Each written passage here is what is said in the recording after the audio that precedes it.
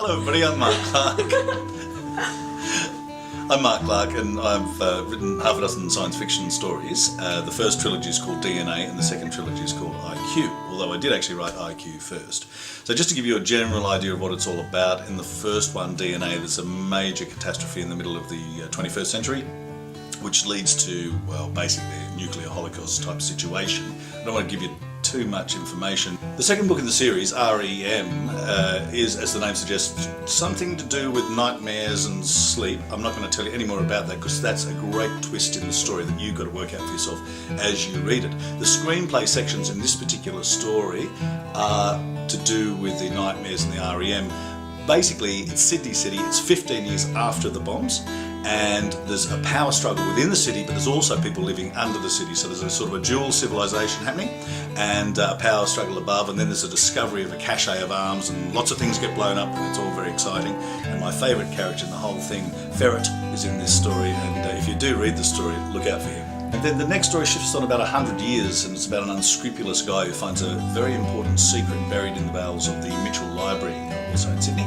And then our story goes on to the IQ era, where you've got a huge wall that's been built, that began actually to be built in the third story, the Book of Levi, and is completed by the IQ, the beginning of the IQ trilogy. It's 10 stories tall, it's right around the Sydney basin, and there's nothing but a wasteland outside.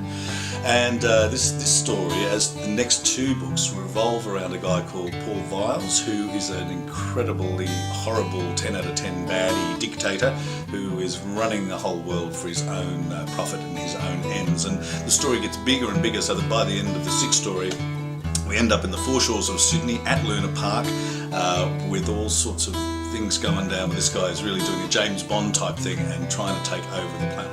So, if you'd like to see whether you like these stories, a trailer doesn't always do it justice, right? So if you would like to read or listen to DNA, which is the first book of the DNA trilogy, or IQ, which is the first book of the IQ trilogy, they're free, absolutely free. You can come, read, have a listen to those, and if you like them, we're selling the second two books of both trilogies for $8.99, and for that you get the ebook as well as the audiobook. So give it a read, give it a listen and see what you think.